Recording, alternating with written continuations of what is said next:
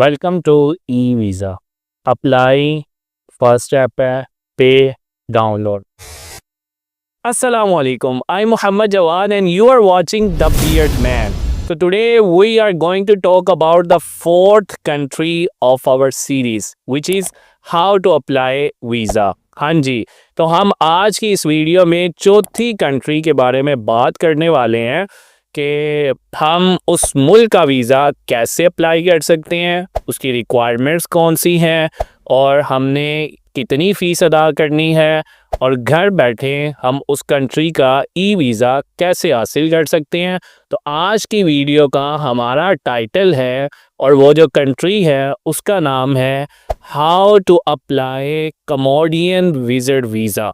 हाँ जी, यानी कि हम कंबोडिया का विजिट वीज़ा कैसे अप्लाई कर सकते हैं, तो आज की इस वीडियो में हम जानेंगे। तो हम टाइम वेस्ट किए बगैर सीधा रिक्वायरमेंट्स की बात करते हैं। सो नंबर 1 पे है आपका पासपोर्ट, सेकंड आपका CNIC, थर्ड आपकी वाइट बैकग्राउंड के साथ पिक्चर, नंबर 4 पे आपकी ticket reservation, number 5 confirm hotel booking and number 6 आपकी बैंक स्टेटमेंट। जी, तो बस ये 6 चीज़ें आपको चाहिए कंबोडिया का विजिट वीज़ा अप्लाई करने के लिए। अब फ़ीस की बात करें तो फ़ीस इसकी है तकरीबन $30 US डॉलर्स आपने पे करने हैं, जो टैक्स वगैरह डाल के ऑलमोस्ट 10,000 बनता है। तो यानी आपने 10,000 पे करना है और उसके बाद 3 दिन के अंदर ये वीज़ा आपके पास होगा। तो अब इस वीज़े को कैसे अप्लाई करना है, तो आइए समझते हैं। जी, तो आपने गूगल पे आ जाना है। यहाँ पे आके आपने सबसे पहले लिखना है कंबोडिया ई वीज़ा। उसके बाद आपने सर्च करना है। अब आपके सामने काफ़ी सारी वेबसाइट्स होंगी, लेकिन www.evisa.gov.kh इसके ऊपर आपने क्लिक करना है, इसे ओपन कर लेना है। उसके बाद ये इसका इंटरफेस होगा, ये याद रखिएगा। देखें, official government website, welcome to e visa, apply, first step है पे, डाउनलोड। बस ये 3 स्टेप हैं, इनको आपने फॉलो करना है। अप्लाई नाउ के ऊपर क्लिक करेंगे। देखें, जैसे ही आप क्लिक करते हैं अब आपके सामने 1 2 3 4 5 ऑप्शंस हैं। Security, application, review, payment, complete. सबसे पहले यहाँ पे ये जो कैप्चा है इसको आपने यहाँ पे लिखना है।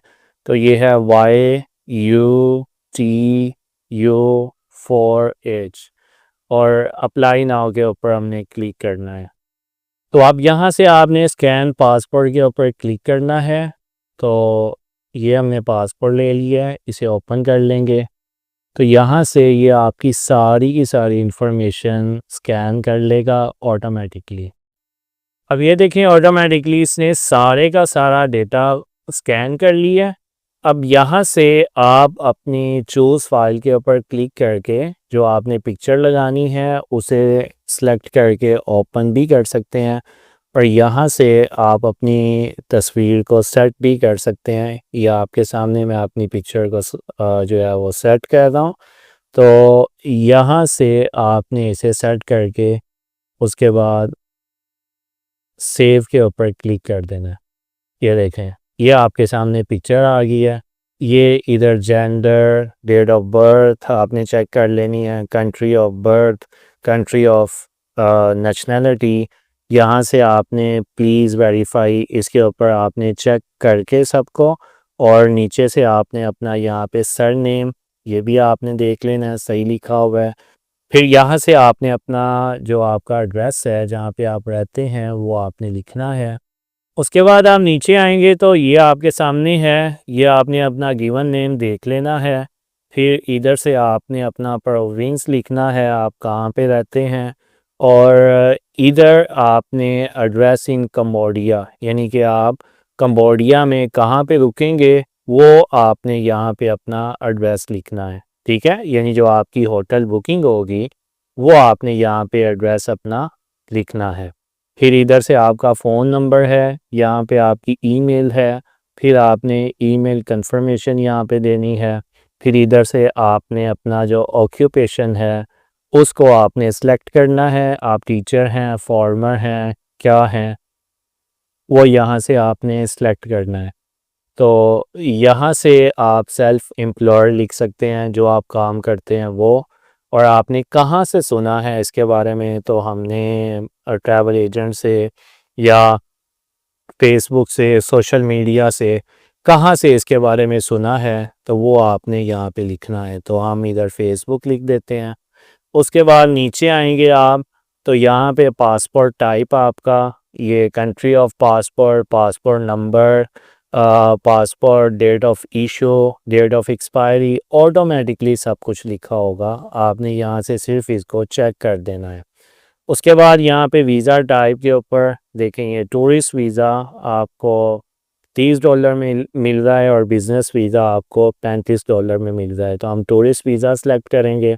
उसके बाद किस डेट को आपने जाना है, आपने वो डेट सेलेक्ट करनी है। जी हम 1 नवंबर को जा रहे हैं।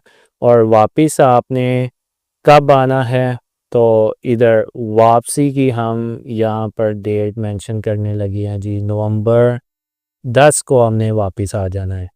उसके बाद पोर्ट ऑफ एंट्री, आप कहाँ से एंटर होंगे, तो ये देखिए ये इंटरनेशनल इनका एयरपोर्ट है, ठीक है, टैको इंटरनेशनल एयरपोर्ट, यहाँ पे आप जा सकते हैं।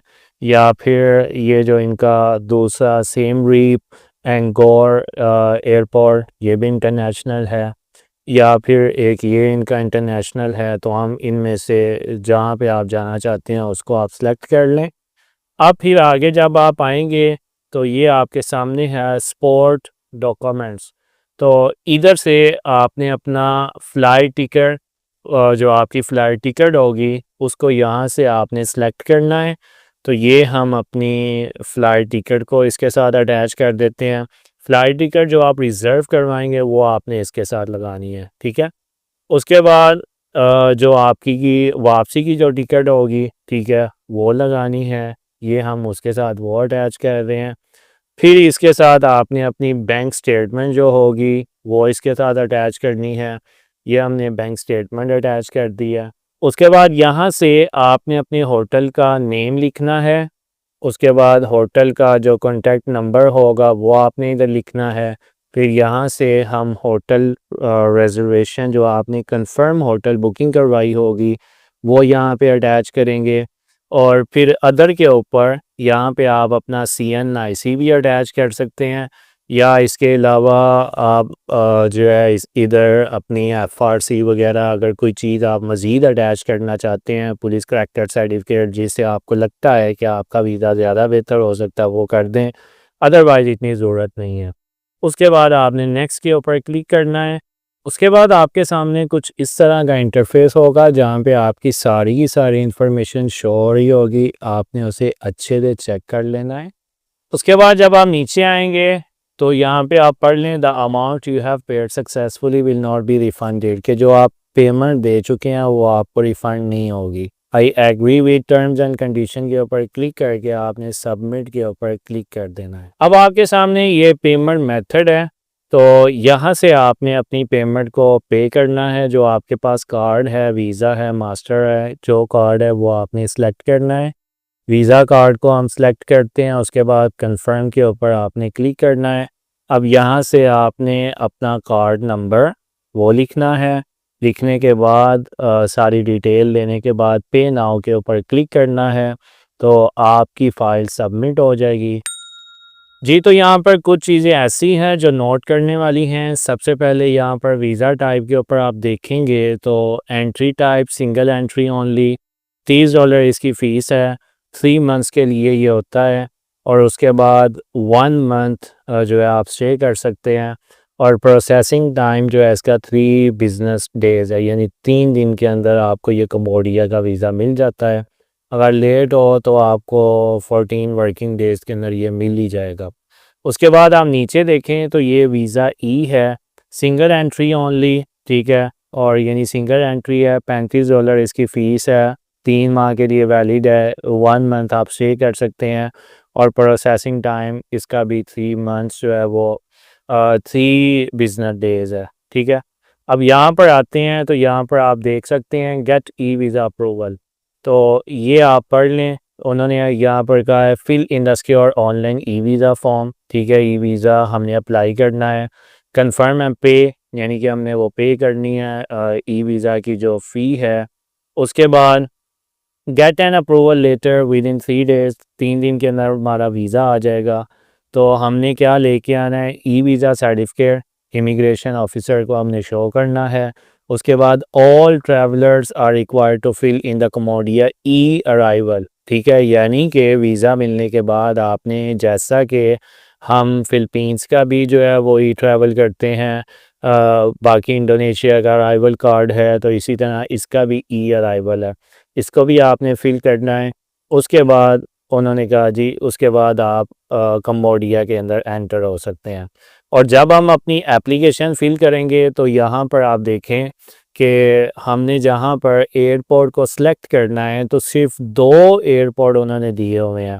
एक ये टैको इंटरनेशनल एयरपोर्ट है और एक सीम रीप एंकोर एयरपोर्ट है, और तीसरा ये सियानोक्विल इंटरनेशनल एयरपोर्ट है KOS। तो यहाँ से आप एंट्री ले सकते हैं अगर आप इंटरनेशनल यानी कि किसी और मुल्क से आ रहे हैं।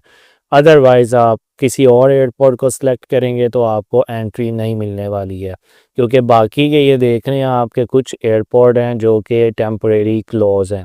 तो ये सारी चीज़ें आपने नोट करनी है और उसके बाद आपने बिल्कुल रेडी होके तो आपने कम्बोडिया के लिए पहुंच जाना है। जी, तो आपने देखा कितना आसान है कंबोडिया का वीज़ा अप्लाई करना।